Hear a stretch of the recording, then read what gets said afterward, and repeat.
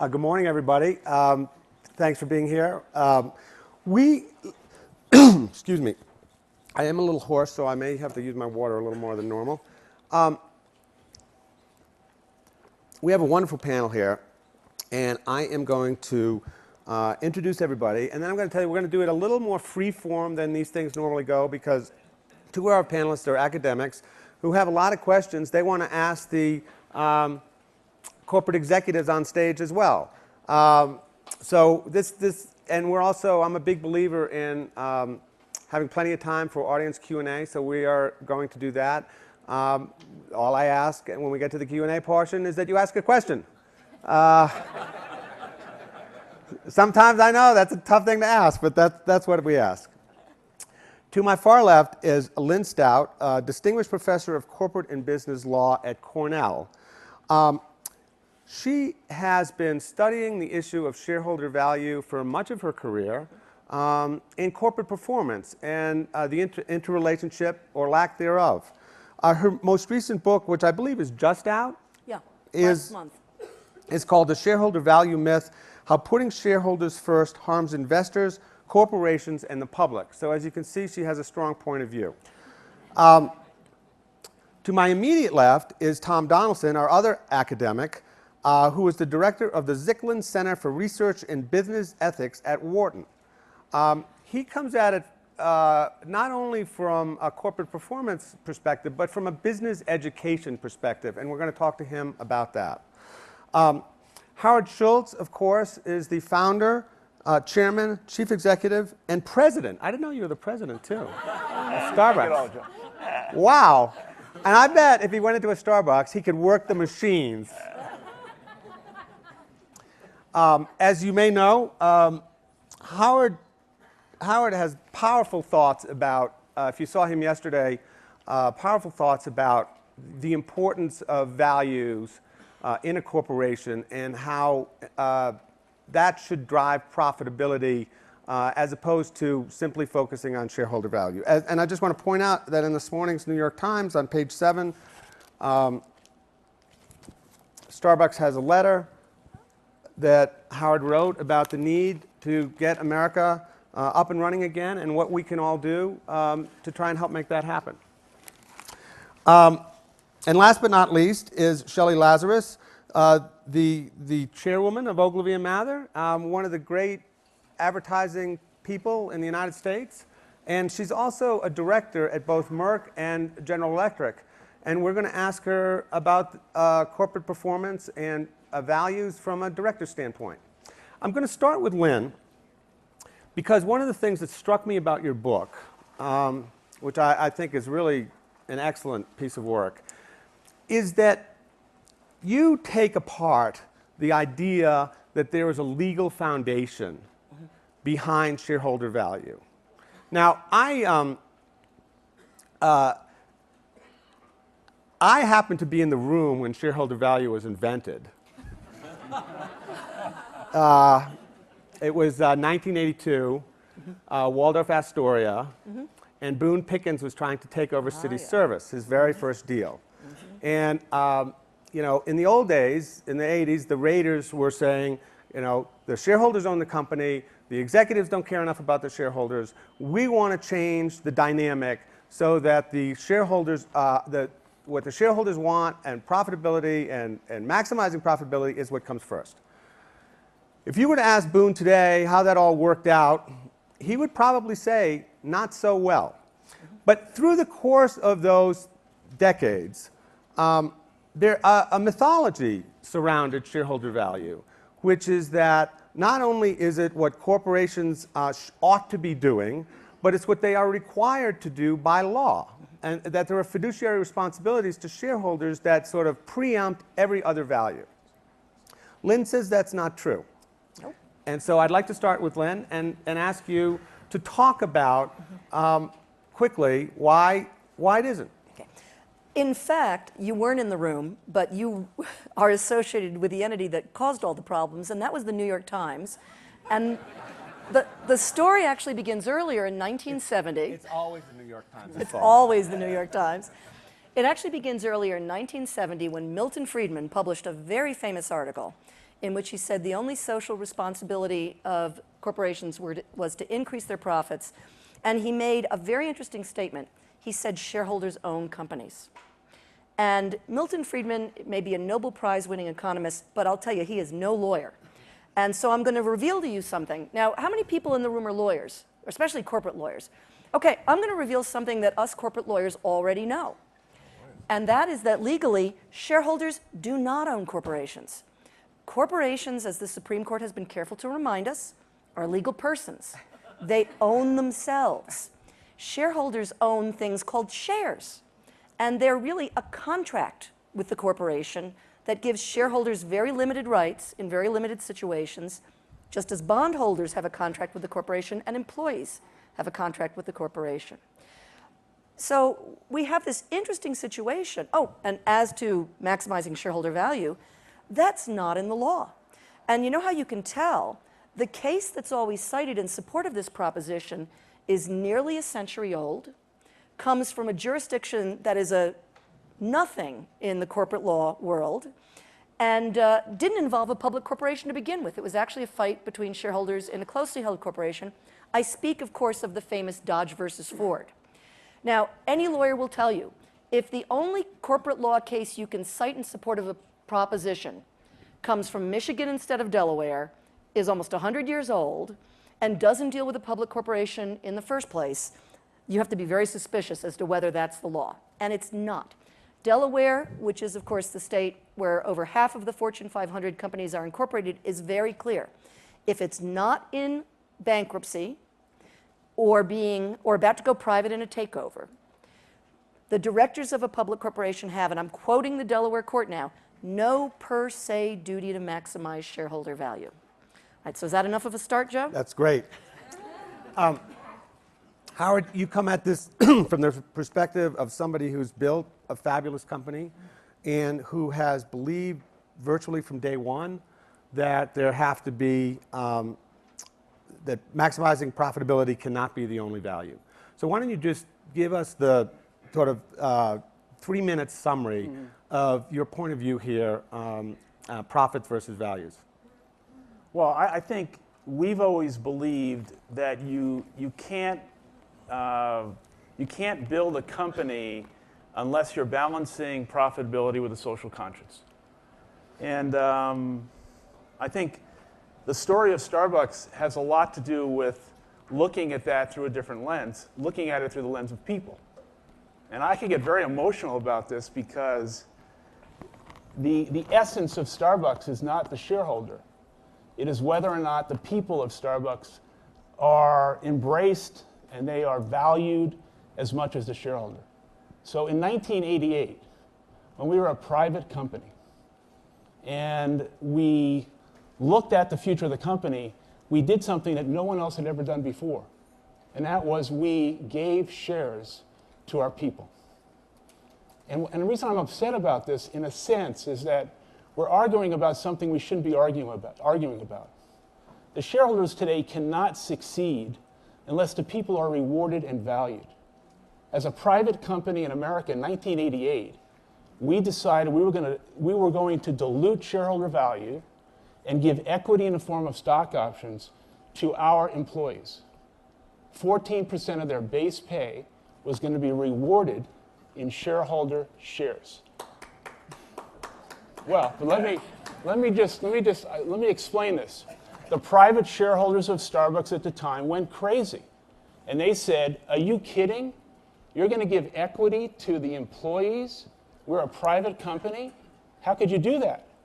And we said, we will retain the people, they will perform better, and we will exceed shareholder value because we will exceed the expectations of our people.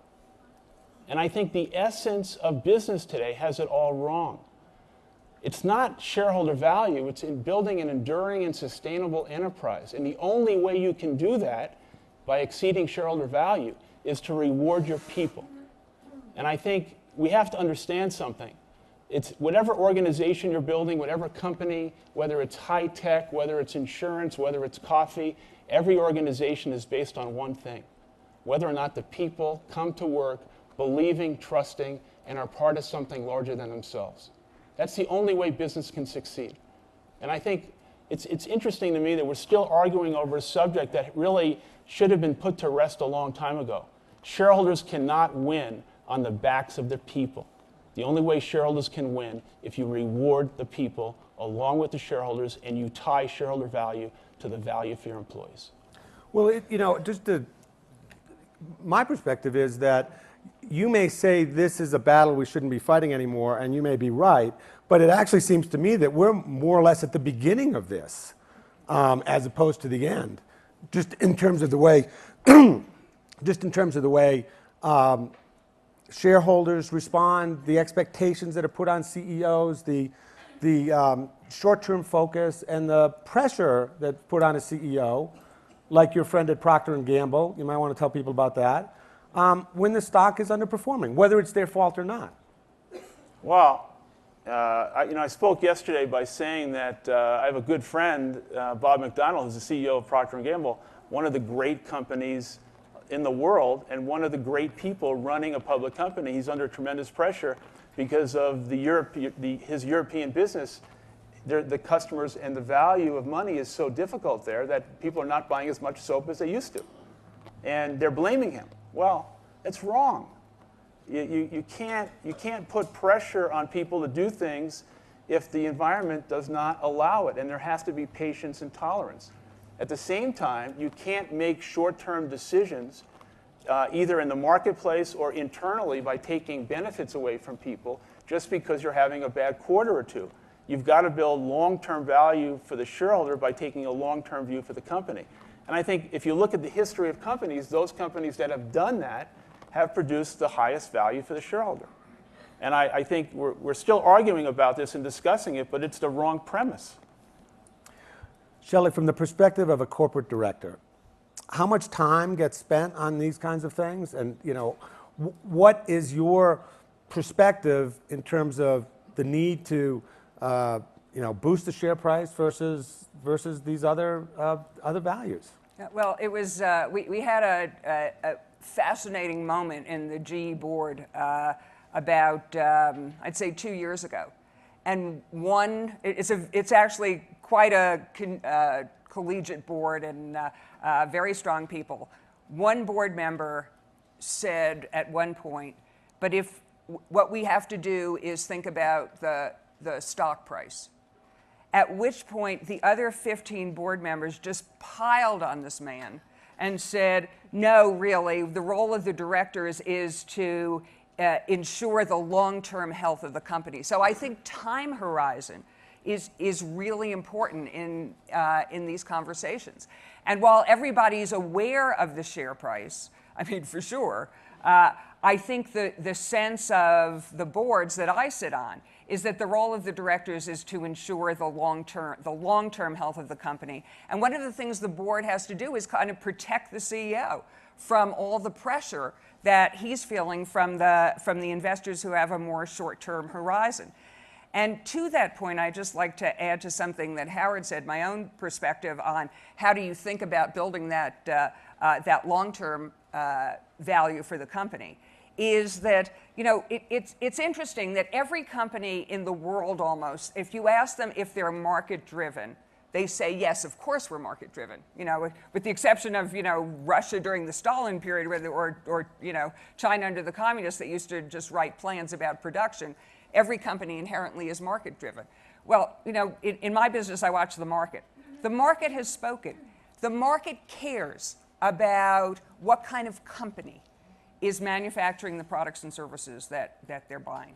If you don't tell them whether or not you're a good corporate citizen, in my experience, they impute values to you. They know who the good guys are and who the bad guys are. And the younger the consumer is, the more they care. Yet your CEO, Jeff Immelt, has spent much of his tenure being under pressure from investors because the stock price, he walked into a tough situation, and it's been a tough situation for him all along. Absolutely, and he could have, there were moments where he could have taken some moves that would have boosted the share price in the short term, but they wouldn't have been the right decision for the long-term value of the company, in his view and with the backing of the board. Tom, let's talk about this from the perspective of a business educator, and what gets taught in terms of values, what doesn't get taught in terms of values, and what the problems are at the business school level. Yeah.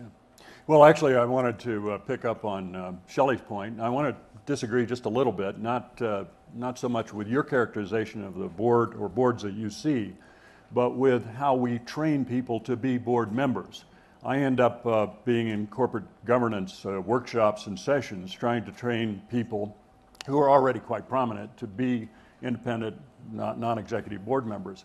And I can tell you from the standpoint of what they get taught, the kind of thing that you're talking about doesn't show up. It doesn't show up. Now, when you attend a board meeting, you begin to hear about it. And that actually brings me to the point that I want to focus on, which is, I think part of the problem lies with people like me. I think part of the problem lies with business educators. I'm concerned about the future of American business. I'm not just concerned about the failure of government to handle things. I'm worried about that. I'm not just worried about presence of greed, excessive greed. I'm worried about how we train people to be hired managers, especially in large corporations. Think of the story of the MBA who comes in on the first day to a school. I see them. We have 800 students that appear every year. They come in, they're looking for tools to help them. They're looking for credentials. They bring with them, by the way, a kind of common sense conception of responsibility, of purpose, and so on. What happens in the next 2 years? Well, we give them the tools. We teach them how to calculate net present value, how to do regression analysis. We give them the 5 forces strategic Porter model, capital asset pricing.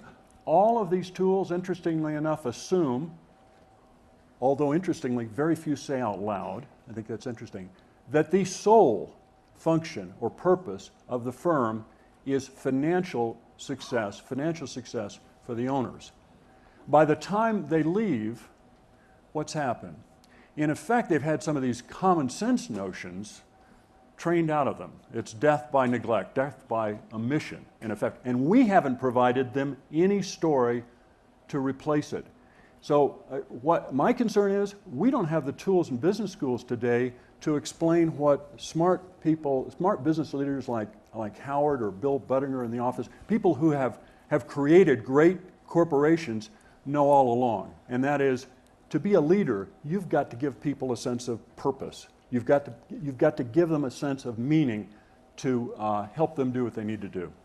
Well, when you have a Center for Business Ethics, how many students go to it? I mean, how do they walk past your door? I mean, what happens? Yeah.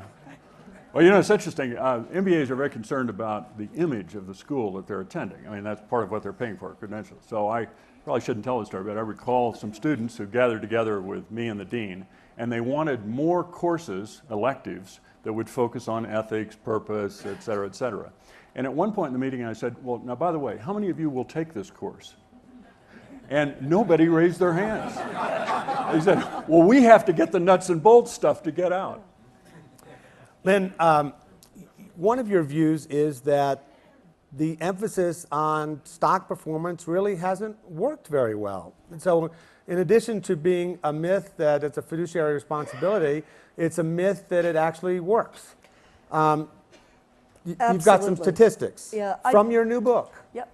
I think it's always valuable to pay attention to facts. So let me give you some facts. And these are things we know. Okay, we all know the unemployment rate is up, right? And we all know that inequality is rising. But here are some things that you may not know. Between 1997 and 2008, the number of companies listed on U.S. exchanges declined from 8,823 to only 4,501. So the population of public companies has declined 40% in a 10-year period. If this were a species, we'd call it endangered. According to Steve Denning at Forbes, the life expectancy of a typical public corporation has declined from 75 years in the 1940s to 15 years today.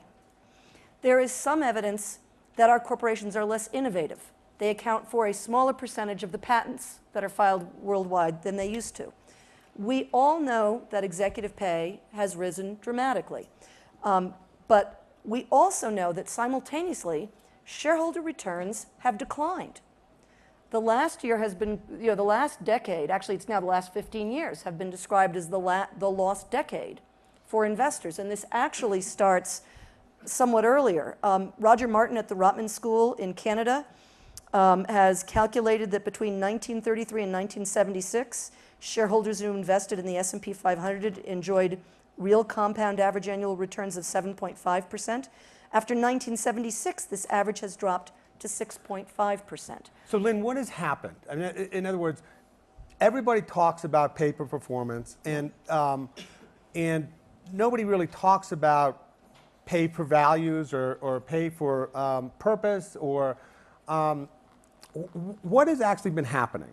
Well, I'm going to actually say, I'm a hard-headed economics type. I actually have a casebook in law and economics. I don't worry about values. I'll leave that to you guys. You business people, me as a professor, I'm going to be hard-headed. But what's happened is that we're learning is that pursuing shareholder value is bad for shareholders as well as pretty much everyone else, with the exception of some hedge funds and some executives. And I trace this series of problems, this suite of problems that are reflected in these statistics. They have a lot of causes, but one of the causes, I think, is ideology and the widespread acceptance of this very simple, I will actually say simplistic idea that corporations are run well when they're run to maximize shareholder value, which is almost always ultimately measured by share price. And that makes a fatal mistake. It teaches business people, many of whom, and we have two on the stage here, have resisted the notion because they know better, but it tells business people that they're supposed to run their companies according to the metric of a hypothetical entity, a non-existent entity. This hypothetical shareholder that only cares about what happens to the share price of one company tomorrow. And that hypothetical entity is a functional psychopath. Seriously. Short-sighted, opportunistic and willing to exploit employees, self-destructive, pursuing shareholder value at one firm even though it harms their other interests, their interest in their jobs and their environment and their returns from their other investments, and psychopathically unconcerned about the welfare of other people, the future generations, or the planet. I have never met any CEO who's even close to that explanation. Right. I don't know what statistics you're reading, but those are not the people running American companies No, today. don't misunderstand me. I'm not saying those are the people who run American companies. I know a lot of business people. I actually think they score pretty well compared to, say, I don't know, professors on ethics and values. The problem is that the business people are under pressure to run their corporations according to this psychopathic ideal. I'm not saying that's your goal. I'm saying you're constantly subject to pressures to do it, even though, ironically enough, at the end of the day, these structural pressures, it's not evil people, it's not evil shareholders, it's not evil executives. It's a system that is now structurally designed to produce results that are bad for almost all of us. Howard, you look like you're disagreeing. Well, Howard, how are you paid? I have a salary like you, Joe. And we get a bonus that is tied to EPS and return on equity. And Starbucks has obviously, over the last 12 months or so, had a record year, record revenue, record profit, record stock price. But I think just going back to what you said, and really the topic of this conversation is, at the end of the day, it's really about what you are measuring and rewarding inside your organization. I can't remember a conversation, honestly, in any Starbucks meeting where I've heard somebody say, this is going to be good for the stock price. I've never heard it. The only issue that we're talking about at the center of every room is our customers and our people, and trying to do everything we can to exceed expectations. And the lens in which we manage and build the company is trying to do the right thing for them. And I think the litmus test for us all the time is this decision going to make our people proud? Because if it isn't, they're not going to support it and execute it. And is this going to be good for the customer? And I think when you're managing a business with that kind of framework, it's very easy to do the right thing. Now, we all have pressures. I understand exactly what you said. But you're the leader of a company, and we're leaders. And we're paid to be leaders, and we're paid to be moral people. We're not paid to justify the whims and the short-term mentality and the pressure of Wall Street, which is no longer quarter to quarter, it's 5 minutes. But we're not going to play their game. The game we're going to play is we're going to build a great, sustainable, enduring company by trying to do the right thing. And as I said yesterday, and we are going to make mistakes, and we're not perfect. But we are going to perform over the long term. And I think, getting back to all of this is Starbucks employs 200,000 people. We're in the people business. We can't create value for the shareholder if you don't create value for your people. It's a pretty simple formula. And let me push you just a little bit on that. I think you know how much I admire what you've done, and this sounds great. But as you put it, you're in the people business. You sell a premium product. You sell a product that you can get a price premium for, in part because of the image. If you were manufacturing ball bearings and having to sell them B2B, business to somebody else, if it wasn't so important that the people in front of the customer had the enthusiasm, but just that they made the ball bearings at a cheap price that's competitive in a commoditized market, wouldn't it be different? I think every industry has its own challenges, but I think if you look at many of the industries who are in a commodity type business, those businesses that win are the businesses that are doing the right thing. I mean, I understand your question. It would be harder, but I'm not in that business. I can't really answer that question.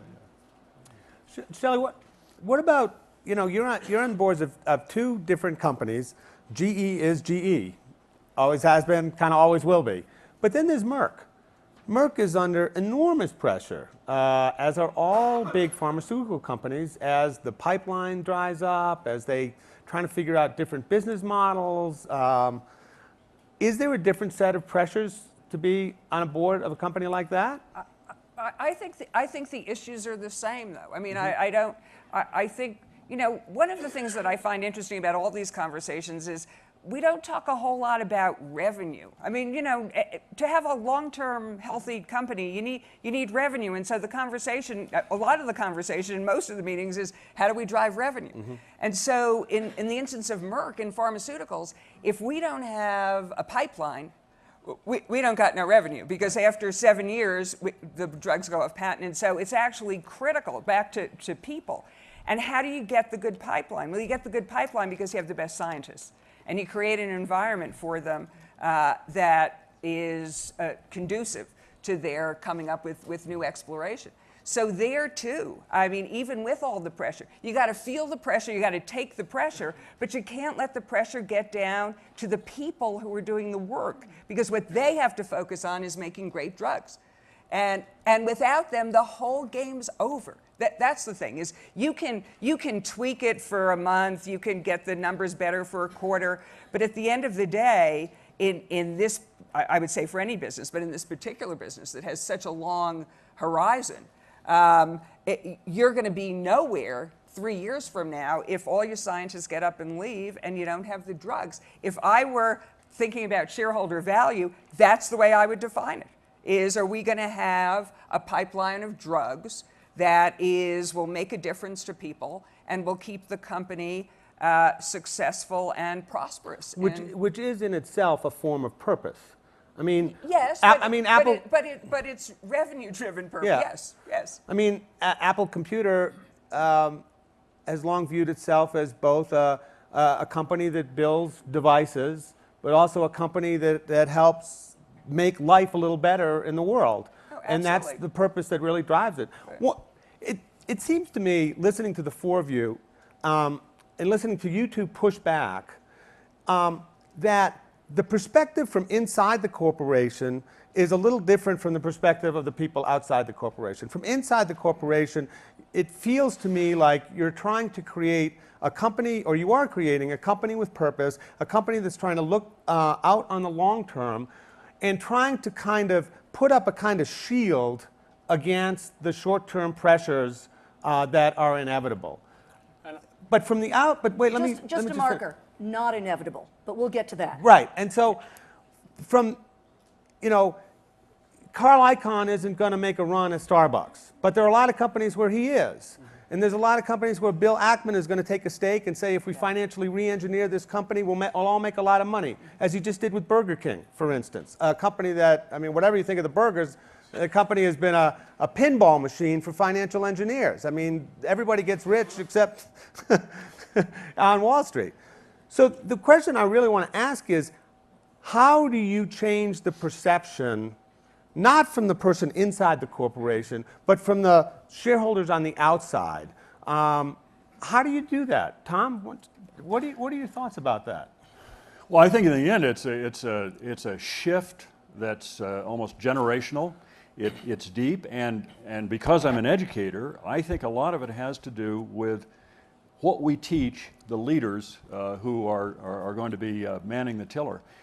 Lynn, I don't want to beat you up, but it seems to me you're part of the problem here. Because I just heard you say, I'm an academic. I want to be tough-minded.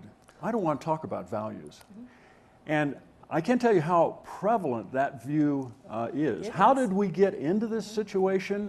Those of us who try to teach and create theories about business, we invented a beautiful hammer, a beautiful, powerful hammer.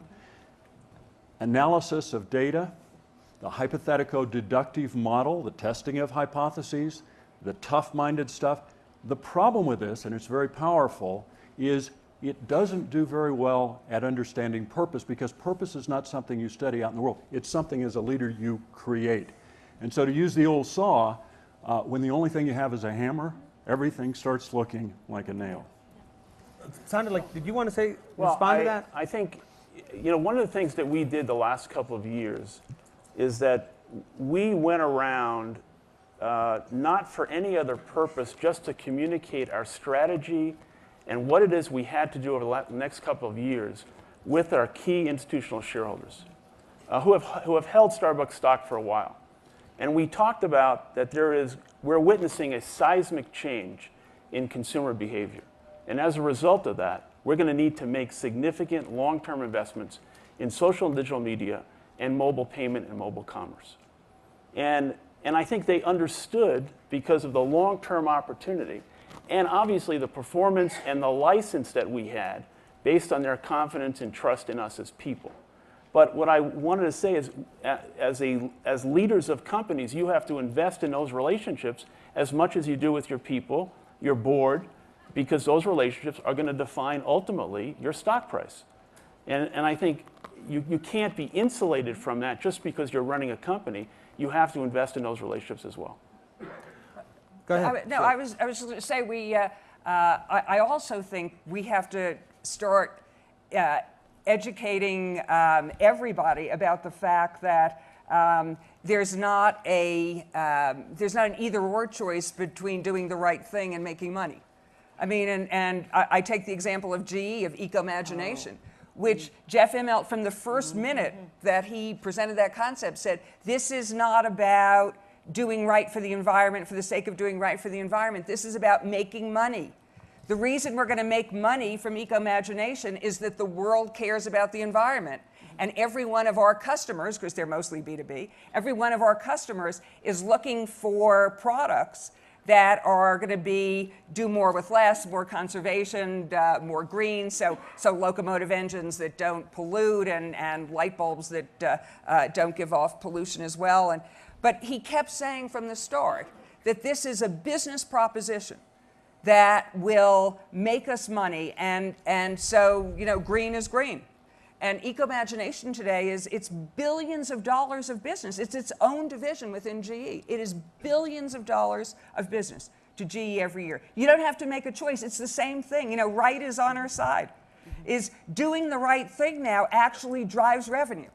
And when that happens, you don't have to get to these conversations about, do we trade off doing the right thing for profit? It's the same thing. Green is green. All right, Lynn, I'm going to give you a chance to defend yourself. Yep. And I'm going to try and open it to questions in about 5 minutes or so. Okay.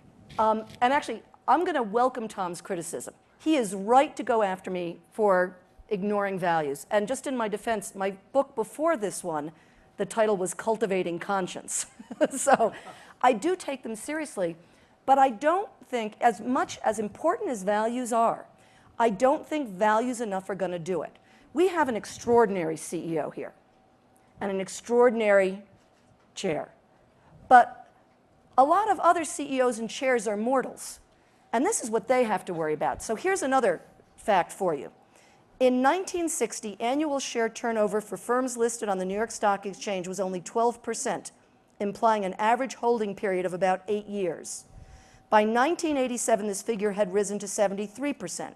By 2010, the average annual turnover for equities listed on U.S. exchanges reached an astonishing 300% annually, implying an average holding period of 4 months. How do you talk about long-term values to a shareholder who's going to be owning your stock for 4 months? There's a deep structural problem here. And you lawyers, you get to smile quietly. I think one of the reasons why I can see it is that a lot of the problem has come from changes in the law, that people who don't spend their days studying, what the SEC or the IRS has done lately are not aware of.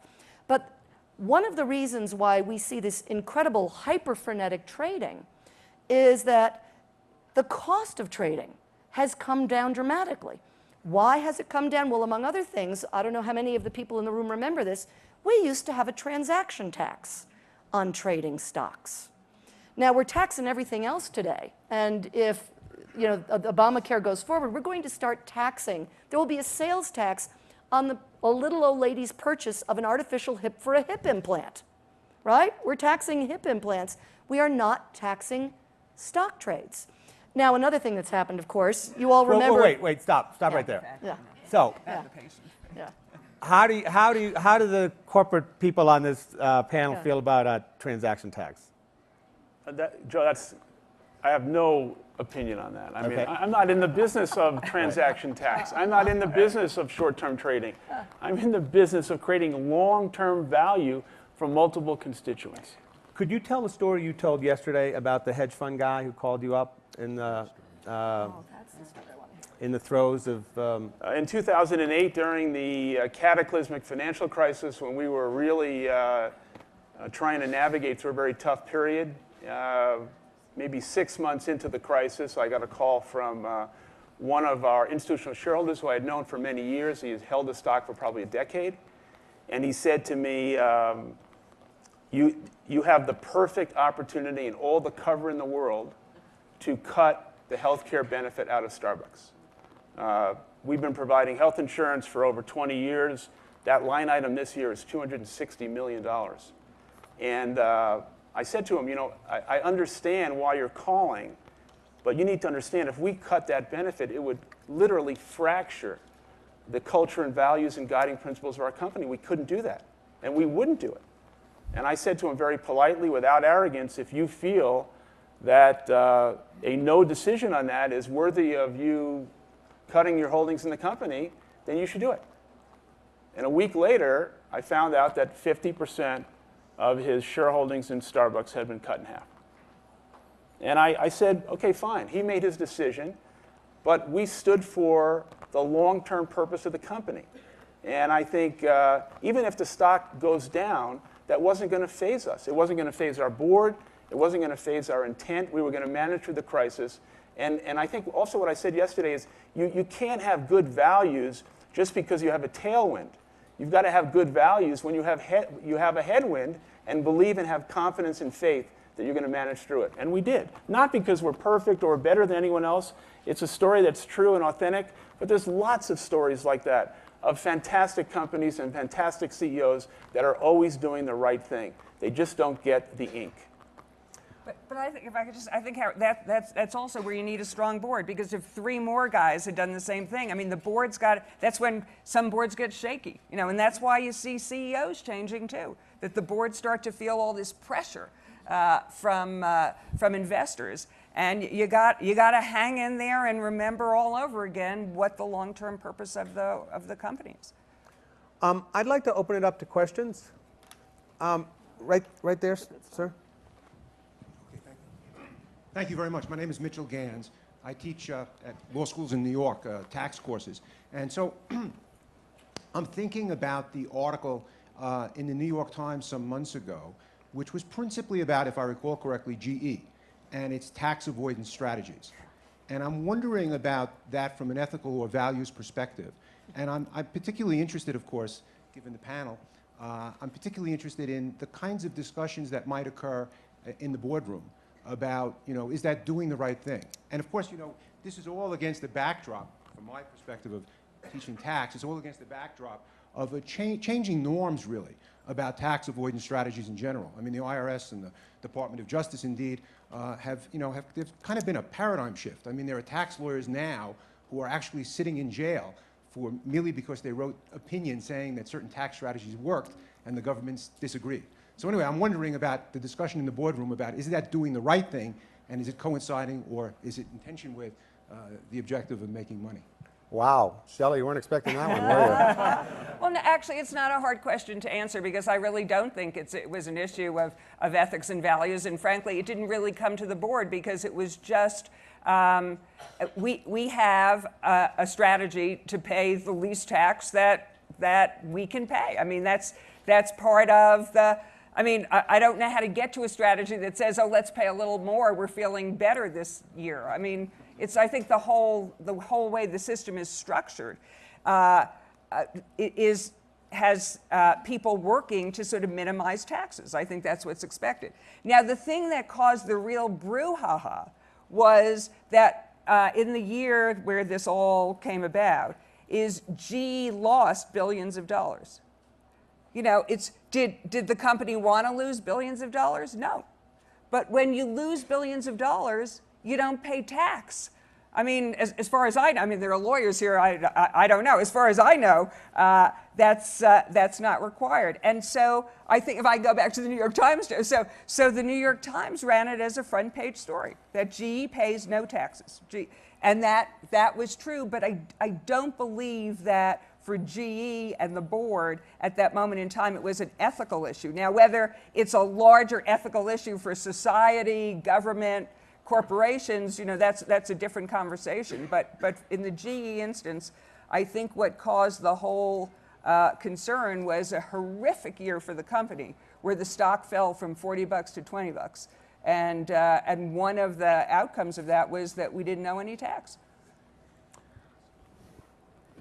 Yes, sir? Grab a mic. Thank you. I'm David Jones. I was chairman of the board until a couple years ago of a Fortune 100 company called Humana, and now run a venture capital firm.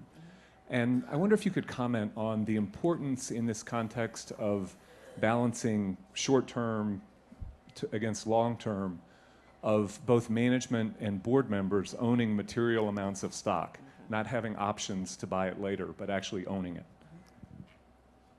Could you just expand on the question a tiny little bit? I'm not quite sure what you're getting at. Well, the pressure here supposedly is that the hedge funds who are trading in and out of your stock are hooting and hollering that you got to do this or that today to improve the price in a week. And if the management, in my experience, and the directors have actual shares that they own and it matters to them, my experience very strongly is that's pretty easy to resist. Because you can make an investment today that'll pay off in 3 or 4 years. That's what Howard's talking about, right? Keep your workforce focused and caring about the values.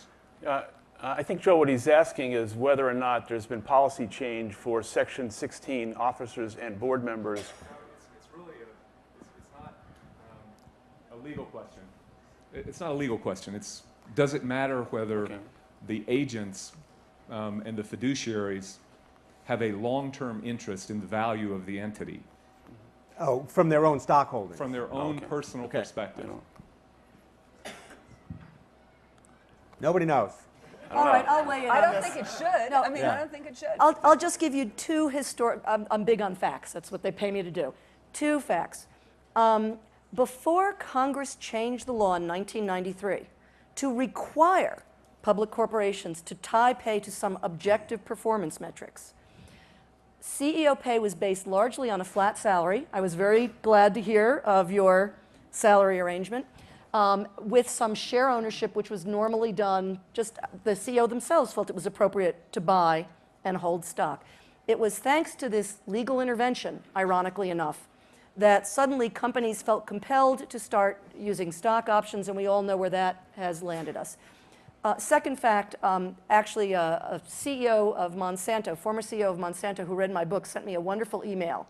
And he said that he had detected a change in the culture. And back when he was a CEO, no self-respecting CEO would sell his own company's stock.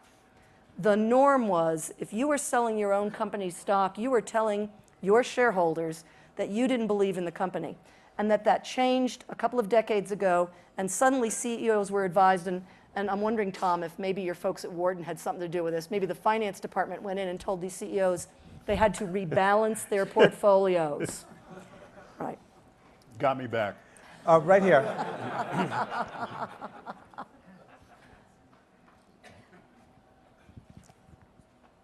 Thank you. My name is Ricardo Ernst. I'm a professor at Georgetown University, and I relate to Tom that I've known for a while since his good old days at Georgetown, and I deeply, deeply relate to the responsibility we have in business schools to train our future managers, future leaders, because of what they need to do. And now I always maintain the thesis that business schools are manufacturing facilities of overhead.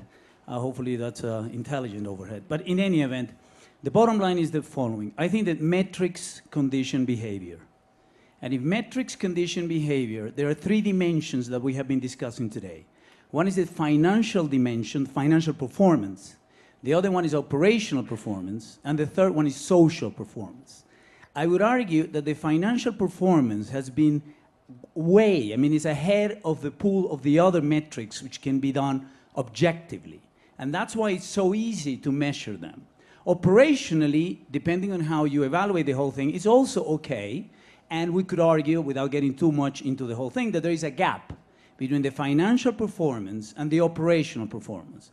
But the one that has been left out of this equation is the social performance. So what I want to know, particularly not from the academics, but from the other two, is which ones are the metrics you would recommend, like are key? Because, I understand the passion that you put into telling the people that they should, and create this sense of community that you create at Starbucks. Yeah.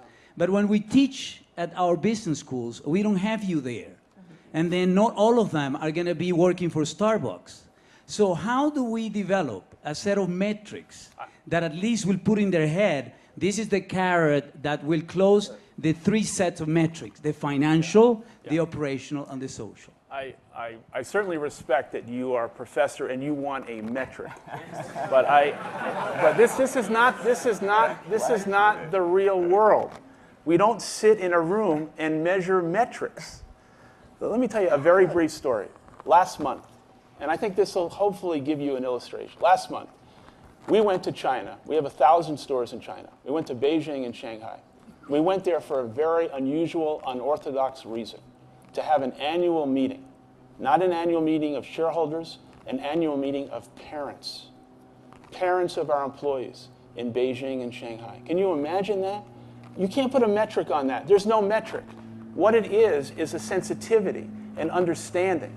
And the understanding is the family unit in China and the one child within that family is everything to the parents. We had an obligation and a responsibility, if we're going to build a long-term business, thousands of stores, to build a relationship with the parents. That's no metric for that. It's an understanding that business is not just a financial metric or a financial goal. It's a narrative. And in that narrative is a number of things that you have to do to be successful. And there is this new relevancy.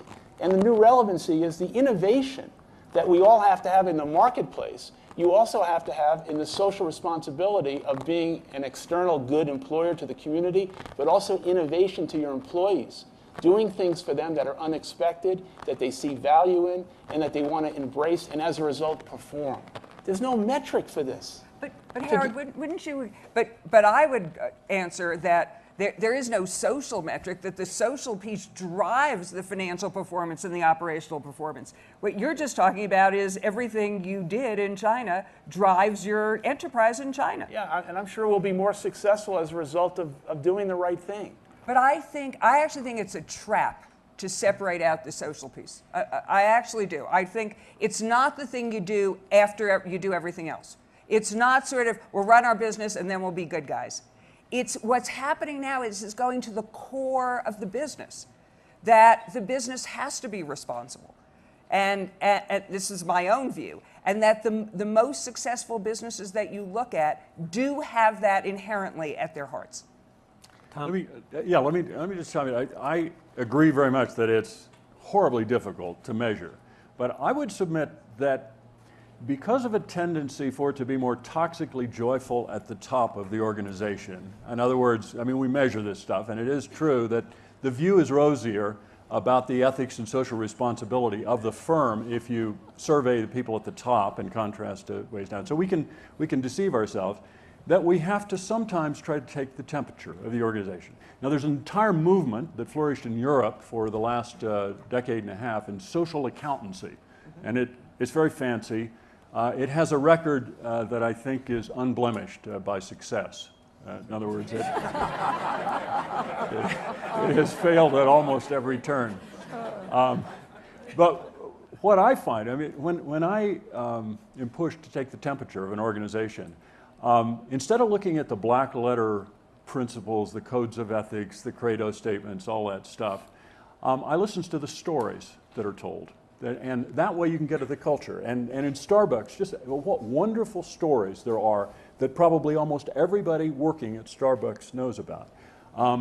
If those stories aren't there and they aren't good, you've got problems. Sir, you've had your hand up. Quick question. This is a real question for the fact lady. Tell us the story behind those two numbers, 75 years of average age to 15 and that enormous drop. What's the story behind those two numbers? First of all, I'm the stout lady, not the fat lady. He said fact. He said fact. Oh, fact. Okay. See, I'm feeling. I am clearly feeling guilty over the dessert last night. Okay. This is the story. But now you'll all remember, won't you? This is the story, and it's an interesting one. It's a mix of things. First of all, lots of our public companies have blown up. There are no CEOs from Enron here, right? Or any of the other companies that have failed, some of them in a very dramatic fashion in the last 8 years. Part of the story is public companies are going private, like Dunkin' Donuts. They don't want to deal with their public investors. Part of the story is that companies that are private don't want to go public any longer. And there's an interesting part of the story that I think has been missed, and here you go, Joe. Story for someone, maybe not for you, someone at the New York Times. A lot of the companies that are going public, the few, they're actually what I call closet private companies, because they're going public with dual-class share structures that make sure that the founders maintain voting control, so they're not subject to pressures from these short-term traders. And by the way, Howard, I will point out, I think you find, the puzzle I had for Howard is, how can his company resist these short-term pressures if they have public shareholders? Now I know the answer. A lot of your shareholders are your employees. That helps. So that's the story behind the fact. You know, it's just for the record, though, public companies going private is not entirely benign to get out of the glare and the short-term pressures. A lot of times, public companies going private puts more pressure on because they've been taken private by private equity people who have an exit, who want an exit strategy, have an exit strategy. Sometimes they go private. I mean, who was the CEO of Chrysler? Nardello. Nardelli. Yeah. You know, was reported to say, "Thank God I'm now at a private company. Nobody gets to see how much money I make anymore," because his pay package at Home Depot had been a cause of considerable controversy. So, you know, yes, there are plenty of instances. Fidelity Investments or Cargill immediately come to mind. Companies that have been private for a really long time want to stay private and do so very specifically because they want to make the kind of business investments and judgments and long-term thinking that they think is right for their companies. But a lot of companies go private, you know, basically because they want to cash out. I mean, let's be honest here. Let's take another question. Somebody from, oh God, all the questions are on this side. Okay, sir. Howard, as an entrepreneur myself, believing in your total philosophy, myself, I have 13,000 plus associates in our organization. We're a private enterprise, and I find it difficult to find benchmarking to take it to the next level of a really associate shareholder. I don't know where to go to really find information that would shortcut long-term investigating and networking to really take to the market to help our people grow and feel better about the organization, because we intentionalized our culture 16 years ago, mirroring everything you do, but we're a private enterprise. So where would you suggest that someone like myself or other entrepreneurs here go for more education along the philosophy that you share with your people? Let me ask you a question. Do you think there needs to be a bifurcation between the way you treat your people, value your people, or grow your people between a private and a public company? Because I don't see the distinction. We're private, and we are all about our people. We hold our people in the highest esteem with gratitude and respect. Do they have equity? They do not, but I'm saying because our margins, we don't enjoy as much margin maybe as you do. I don't know.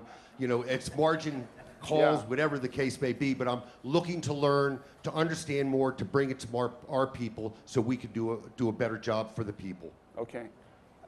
I'd be happy to talk to you offline. That's a very broad-based question.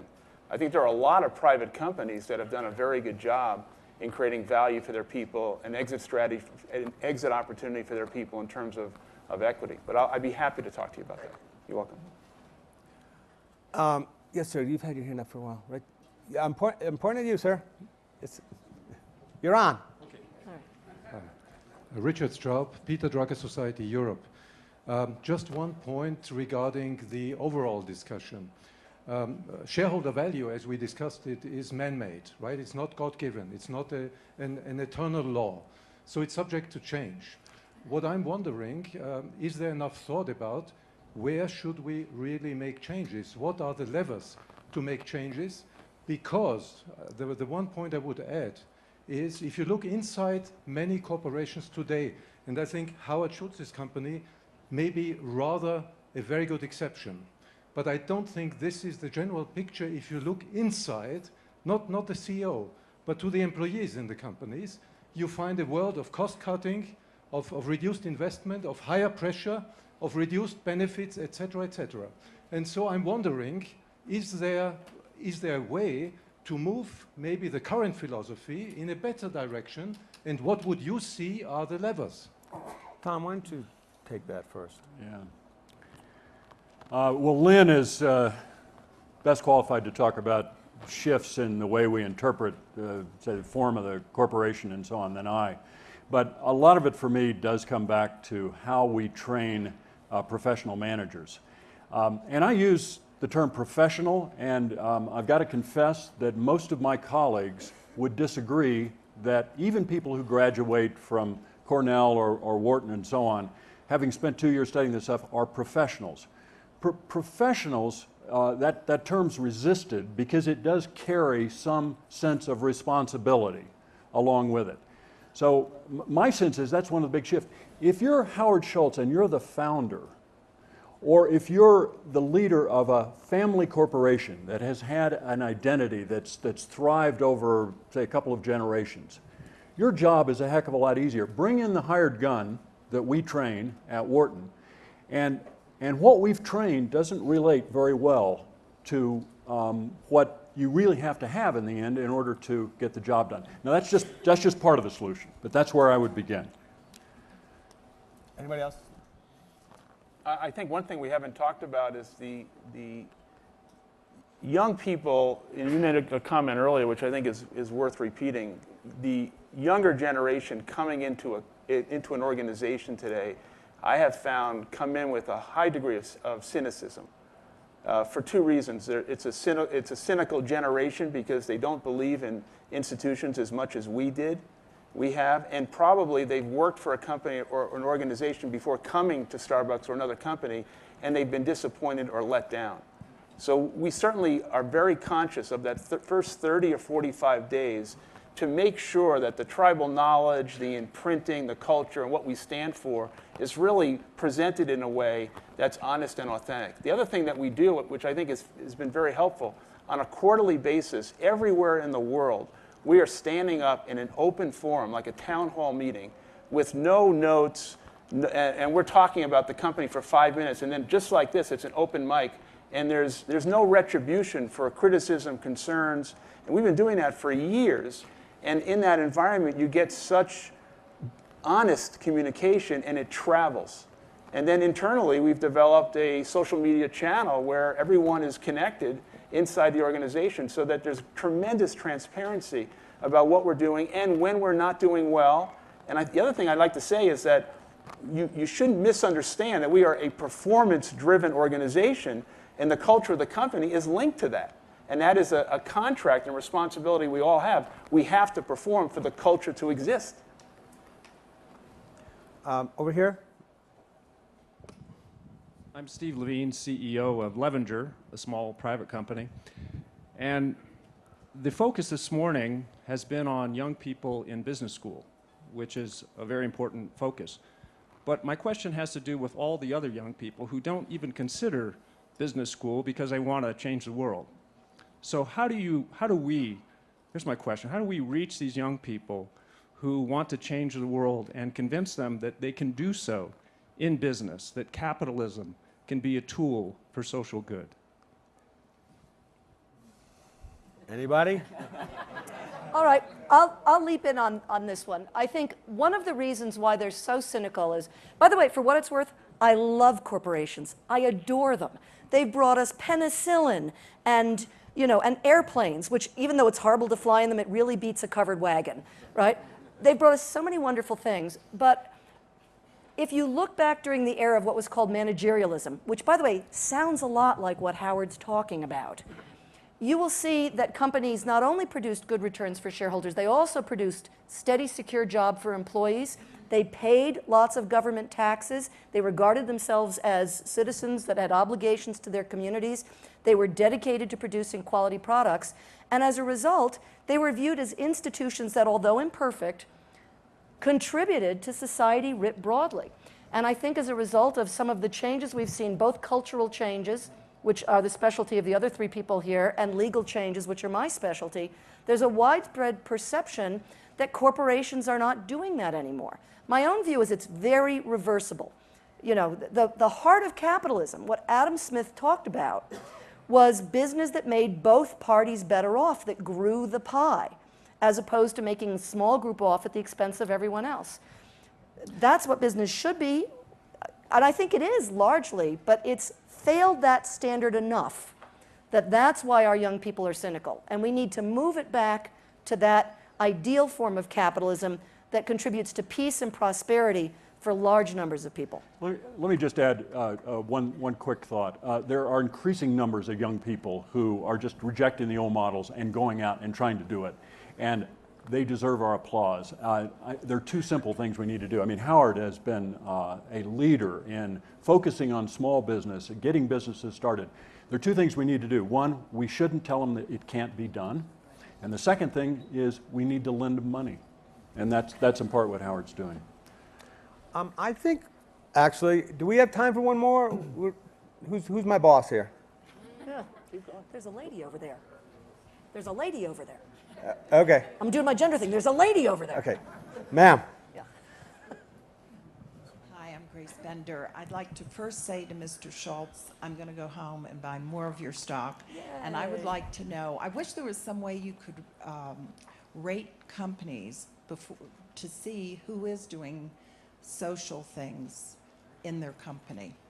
But you mentioned that the hedge fund person called you and talked to you about the insurance, and you weren't going to drop it.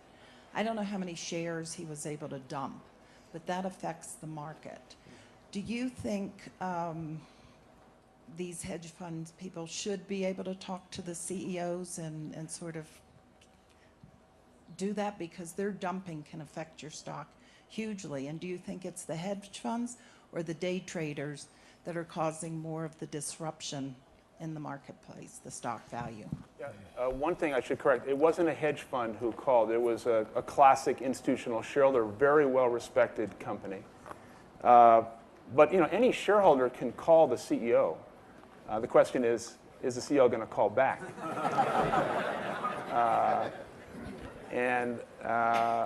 But I think the system needs to be examined. Clearly, I think day trading and the algorithms that exist today in terms of how quickly something could happen has nothing to do with the performance of the company that could drag the stock down.